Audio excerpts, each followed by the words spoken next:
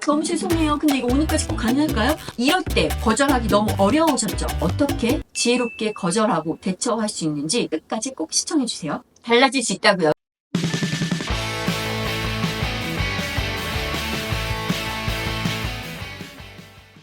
갑자기 와서 이거 하라고 처리하고 하는데 기존에 내가 했던 거 안 했다고 너 이거 언제까지 하기로 해놓고 왜 못했냐고 하고 도대체 어떻게 하라는 거예요. 이거 제가 어떻게 낱낱이 파헤쳐서 잘 해결할 수 있는지 실제 실전 꿀팁 알려드리도록 하겠습니다. 첫 번째, 아이젠하워 매트릭스 활용하기입니다. 일을 우선순위를 나눌 때 긴급하고 중요한 것 4사분면을 그려보자. 그래서 긴급도가 높고 중요도가 높은 일, 중요도는 높지만 긴급하지 않은 일, 중요도는 낮지만 긴급한 일, 중요도도 낮고 긴급도도 낮은 일. 여러분 업무 안에서의 중요도와 긴급성을 기준으로 업무 우선순위를 결정하는 훈련들을 계속 하셔야 돼요. 이렇게 하지 않으면 우리 맨날 쫓기는 거예요. 왜요? 우리 항상 긴급한 것만 쳐내기에 바빠지니까 중요한 것들을 놓치고 중요한 거에 대해서 왜 이거 빨리 제대로 하지 않았냐고 하니까 이게 또 다시 긴급해지고 그래서 또 어렵고 퀄리티는 떨어지고 그러니까 중요도의 기준에 못 맞춰서 또 깨지고 이게 반복되는 거거든요. 이거 제가 제 동료분들, 팀원들에게도 실제로 정말 항상 기한 못 지키는 그리고 업무에 대한 퀄리티가 떨어지는 팀원에게도 제가 구체적으로 설명해 준 부분이에요. 모든 업무를 4개 분면에 한번 배치해 보세요. 자, 그럼 이 사전에 뭐가 있어야 돼요? 여러분의 업무에 대한 기술을 해보셔야 되겠죠. 그건 저희 영상 업무 기술서 작성하기 꼭 한번 읽어보시고 내가 더 바쁘고 내가 왜 맨날 이렇게 쫓기지 생각하시는 분이 꼭 이거 먼저 보셔야 된다고 생각하거든요. 모든 업무를 3개 분면에 배치해보고 중요하고 긴급한 것, 중요하고 긴급하지 않은 것, 중요하지 않지만 긴급한 것, 중요하지 않고 긴급하지 않은 것. 여기서 뭐부터 처리해야 될까요? 중요하고 긴급한 일부터 처리해야 되는 거예요. 뭐가 중요해요? 중요한 게 중요해요. 긴급한 것보다 중요한 게. 그러니까 그 중에서 중요하고 긴급한 일 그리고 중요하지만 긴급하지 않은 일에 시간을 투자하는 겁니다. 뭐가 먼저 아니에요? 긴급하지만 중요하지 않은 일이 먼저가 아니고 중요하지만 긴급하지 않은 일이 중요하고 긴급한 일 다음에 오는 거예요. 이거 꼭 집중해 주시고 잘 기억하셔야 돼요. 자, 중요하고 긴급한 거예요. 뭐가 있어요? 오늘 마감인 프로젝트 보고서가 있겠죠. 중요한데 긴급하지 않은 게 있어요. 뭐예요? 장기적 경력 개발 계획을 수립하는 것. 여러분이 업무를 하는 데 있어서 이게 여러분의 동기부여를 하고 내가 성과를 올리는데도 너무나 중요한 부분이지만 긴급하진 않아요. 그렇지만 너무나 중요하죠. 그러니까 시간을 내서 잘 해놓으셔야 되는 거고요. 중요하지 않지만 긴급한 게 있어요. 뭐예요? 갑작스러운 동료의 비중요 업무 요청. 너무 죄송해요. 근데 이거 오늘까지 꼭 가능할까요? 내일까지 가능할까요? 자, 이럴 때 이 간절한 눈빛을 보면서 거절하기 너무 어려우셨죠? 그러니까 항상 중요하지 않지만 긴급한 일에 허덕이신 거죠. 제가 이거 어떻게 지혜롭게 거절하고 대처할 수 있는지 영상 후반부에 설명할 테니까요. 영상 끝까지 꼭 시청해주세요. 중요하지도 않고 긴급하지도 않은 게 있어요. 뭐예요? 무의미한 SNS 서핑하고 되게 멋진 말을 그거죠. 자료 조사했다. 무의미하다? 목적이 없고 기한이 없고 방향성이 된 거 없고 그냥 한 거니까요. 프랭클린 코비의 연구에 따르면 아이젠하워 매트릭스를 활용한 그룹의 생산성이 그렇지 않은 그룹보다 평균 23% 높았습니다. 두 번째입니다. 시간 블로킹 기법 활용하기. 하루를 시간 블록으로 나누어 특정 업무에 집중하게 하는 것을 말해요. 왜 중요해요? 집중력 향상하고요. 멀티태스킹 감소로 효율성 증대해요. 멀티태스킹이 저는 잘 되어 하는 사람들 아직도 계신데요. 많은 연구 결과 나왔습니다. 멀티태스킹은요, 효율성이 떨어져요. 왜냐? 전환 비용이 발생하니까요. 전환하는데 에너지와 노력이 발생하니까 다른 업무의 성격으로 스위치 바뀌어지는데 계속 소모가 된다는 거예요. 저 멀티태스킹 잘해요? 그런 동료 팀원 봤는데 자꾸 빵꾸가 납니다. 잔실수가 많아요. 잔실수가 있다는 건 누가 그걸 체크해줘야 되는 거잖아요. 그럼 중요한 업무를 맡길 수 있겠어요? 계속 손이 간다는 거예요. 절대 경력 올라갈 수 없습니다. 멀티태스킹 안 되는 거고 우리는 몰입해서 집중해서 그 업무를 해야 됩니다. 그런데 내가 하루 종일 그 업무만 할 수 없잖아요. 그래서 어떻게 되냐? 시간 블로킹을 하라는 거예요. 내가 나와의 약속을 잡는 겁니다. 하루 일정을 30분, 2시간 단위 블록으로 나눠요.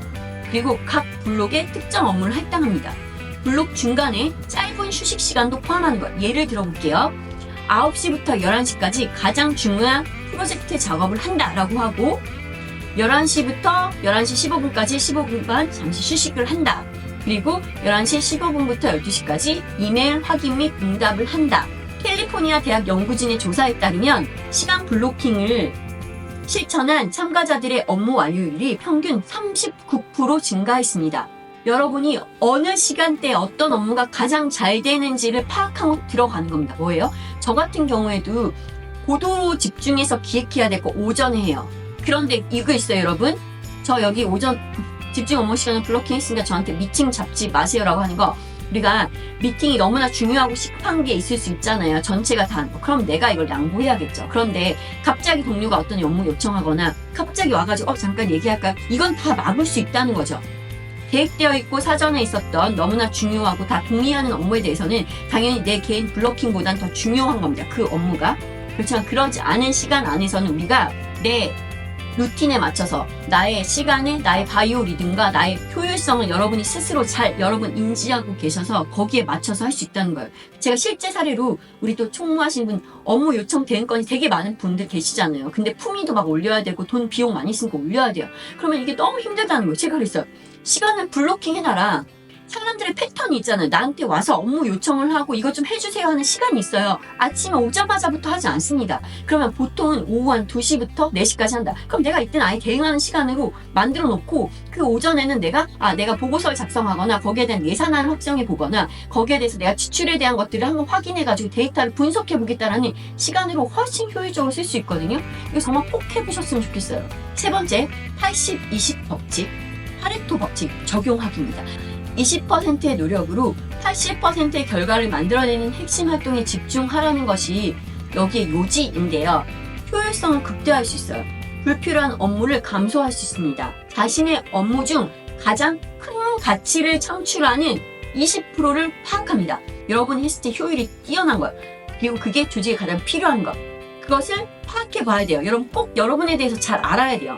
그리고 이 핵심 20% 업무에 여러분의 시간과 에너지를 집중 투자하는 겁니다. 그리고 나머지 80% 업무는 위임 또는 간소화하는 거예요. 우리는 항상 단점을 커버하는 거에 익숙해요. 다 잘하는 게 중요하다고 생각하고 그러니까 이 부족한 부분을 채우는데 우리 에너지 되게 많이 쓰거든요. 꼼꼼한 친구가 대인관계가 막 그렇게 엄청 영업을 잘하지 못하는데 꼼꼼함을 낮춰버리고 내가 더 많은 것들을 어떻게 하면 내가 더 대인관계를 잘할 수 있을까, 사람들과 잘 어울릴 수 있을까 쓴다면 이 사람만의 차별점 떨어져 버린 거거든요. 이 사람 대인관계 아무리 잘한다고 해서 정말 잘했던 사람보다 효율이 날 수도 없어요. 그러니까 차라리 내가 더 잘하는 거에 집중하시는 거죠. 그리고 나머지 80% 업무는 위임 또는 간소화하는 겁니다. 위임을 어떻게 해요? 내 맘대로 나 시키는 거 하는데 여러분이 시키는 것도 그냥 받기만 하는 것도 여러분의 한계인 거예요.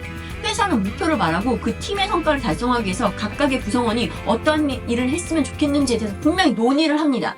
논의를 안 했다면 여러분이 먼저 건의할 수도 있겠죠. 제안할 수도 있겠죠. 사전에 우리 팀 목표가 이건데 제가 먼저 이거 해보겠습니다. 제가 이 부분에 대해 관심도 많고 제가 잘할 수 있다고 자신하니까 이거 제가 우리 앞으로 이렇게 해보면 어떨까요? 라고 한다면 여러분이 오히려 제안을 하는 거죠. 팀의 성과를 더 잘 내기 위한, 팀의 목표를 달성하기 위한 방법들을 여러분이 먼저 제시하는 것이고 당연히 여러분이 갖고 갈 수 있겠죠. 그러면 여러분이 잘 못하는 것은 다른 사람에게 위임될 수 있겠죠. 그리고 간소화시키거나. 회사의 목표도 똑같거든요. 다 우선순위의 게임입니다. 한정된 자원과 시간 안에서 우리가 어디에 더 성과를 낼 것인지를 치열하게 고민하기 때문에 여러분의 개개인의 삶에 있어서도 여러분이 무엇을 통해 더 성과를 잘 낼 수 있을까, 어떻게 최적화, 효율화를 낼 수 있을까 끊임없이 고민하시고 그걸 증명해 나가셔야 돼요. 이러한 방법으로. 예를 들어 영업사원의 경우 20% 핵심 고객이 전체 매출의 80%를 차지한다면 이 고객에게 더 집중해야겠죠. 내가 신규 고객을 발굴하는 것보다 기존 고객의 재계약률에 대한 것들이 훨씬 우리한테 더 큰 가치를 준다면 내가 그만큼의 에너지를 여기에 써야 된다는 거고요. 하버드 비즈니스 리뷰 분석에 따르면 80-20 법칙을 적용한 기업들의 생산성이 평균 35% 향상됐습니다. 그럼 해볼만 하지 않겠습니까? 그리고 이거 잘하시면 정말 팀에서 여러분 회사에서 좋아할 수밖에 없어요. 제가 이렇게 평가 보상 담당했던 사람으로서, 인사총괄로서 대표님 옆에서 긴밀하게 경영에 대한 것들 논의했던 사람으로서 자신있게 말할 수 있어요. 이렇게 하시는 분 너무나도 좋아할 겁니다. 네 번째, 전략적으로 우선순위 설정하기. 제대로 잘 거절하는 걸 말합니다. 그러니까 이것 좀 도와주세요. 이거 너무 긴급해요 라고 하는 것들을 무조건 다 예스 하지 말고 전략적으로 우선순위를 설정해 보라는 거예요. 왜냐하면 핵심 업무에 집중할 시간 확보가 우린 너무나 중요해요. 그리고 이건 여러분의 전문성과 신뢰성 향상에 너무나 중요합니다. 알겠어요. 내가 할게요. 라고 해놓고 기간을 지키지도 못해요, 이런 분들이. 제가 그래서 따끔하게 얘기한 적도 있어요. 당신이 이 회사에서 급여를 받고 있는 이유인 당신의 본업에, 당신한테 맡겨진 그 직무에 정말 잘하시고 사이드로 하실 거, 도와줄 거는 그 이유의 문제라고. 본업도 제대로 하지 못하면서 사람 좋다고 하면서 이렇게 옆에 도와주는 거 결국 회사로서 마이너스고 난 절대 그거 인정할 수 없다고 제가 되게 강하게 말한 적 있어요. 물론 요청 내용을 주의 깊게 경청하고 이해하는 건 너무나 중요해요. 그리고 현재 진행 중인 업무와 새 요청의 중요도를 비교 평가해요. 그리고 수용 또는 대안 제시를 명확하고 건설적으로 전달합니다. 이거는 여러분의 상사에게도 해당해요. 제가 진짜 실제로 뵀거든요. 대표님도 외부에서 좋은 인사이트 받고 오셔가지고 이거 바로 당장 우리 도입해봤으면 좋겠다라고 의견 주실 때 있잖아요. 그럼 저는 대표님 지난번 이거 하라고 했는데 이 말이 되려 하지 않고요. 제가 지금 업무 순환 이렇게 나해서 하고 있고 여기 이 정도 시간을 할당해서 하고 있는데 지금 말씀하신 것이 더 우선이라면 여기에 대해서 조정을 해야 될 것 같습니다. 그러면 우리가 지금 이번 분기에 달성하려고 했던 팀 목표에도 차질이 생길 것 같으니 전체적으로 조정을 할까요? 아니면 이걸 다음 분기로 미룰까요? 라고 정중하게 요청드려요. 이게 정말로 중요하다면 나는 답답을 해야 되고 의사결정권자의 결정을 따라야 되고 그 결정이 옳은 결정이 될 수 있도록 도와야 되는 책임이 있으니까 그분에게 상세하게 내가 아는 전문성 안에서 이게 얼마나 시간이 걸리고 얼마나 리소스가 필요한지 설명드리고 그분이 결정하게 하는 거죠. 그게 같이 협업하는 거라고 저는 생각하거든요. 미국 심리학회 연구에 따르면 효과적인 우선순위 설정 능력이 있는 직장인들의 직무 만족도와 생산성이 그렇지 않은 이들보다 각각 28%와 23% 높았습니다. 직무 만족도 28% 높았고 생산성이 23% 높았다는 거거든요. 5번째, 디지털 디톡스 실천하기. 이게 뭐냐면 정기적으로 디지털 기기와 거리를 두는 것입니다. 왜 중요하냐면 집중력을 회복해야 되고 스트레스 감소 및 창의성을 향상시켜 줄 수 있기 때문입니다. 하루 중 특정 시간대에 모든 알람 끄는 거예요. 여러분 여기서 의무 근로 시간대에 당연히 알람 끄면 안 돼요. 근무 시간에 알람 끄라는 거 아닙니다. 근데 업무에 매진하고 있을 때 우리 솔직히 막 밤에도 켜놓고 하잖아요. 근데 주말 하루는 완전한 디지털 프리데이로 지정하는 거예요. 주말 하루가 완전히 디지털 프리데이로 하기 어려우시다면 식사 시간에는 디지털 기기를 멀리하는 거죠. 예를 들어 매일 저녁 7시부터 9시까지는 모든 업무 관련 알람을 끄고 가족과 시간을 보내기. 분명히 사전에 얘기해야 돼요. 긴급한 것은 전화로 해주시달라고. 여러분 이 모든 게 세상과 차단되라는 거 아니에요. 여러분 항상 여러분의 가치를 증명해야 됩니다. 내가 인생에서 가족과 밥 먹는 게 가장 중요하다고 말하면 계속 가족과 밥만 먹으라고 할 거예요. 그러니까 서로 소통을 하려고 해야 된다면 너무나 긴급한 거는 전화로 해주시길 바란다고 말하면 되겠죠. 런던 대학교 연구 결과에 따르면 주기적인 디지털 디톡스를 실천한 참가자들의 스트레스 레벨이 평균 27% 감소했고 업무 생산성은 19% 증가했습니다. 그러니까 개인적으로 스트레스 감소했지만 업무 생산성이 19% 증가했어요. 이게 뭐예요? 회사에도 좋다는 거죠. 여러분의 동료에게도 좋을 겁니다. 저도 이걸 100% 잘해서 여러분께 말씀드리는 거 아니고 우리 같이 해보자는 거거든요.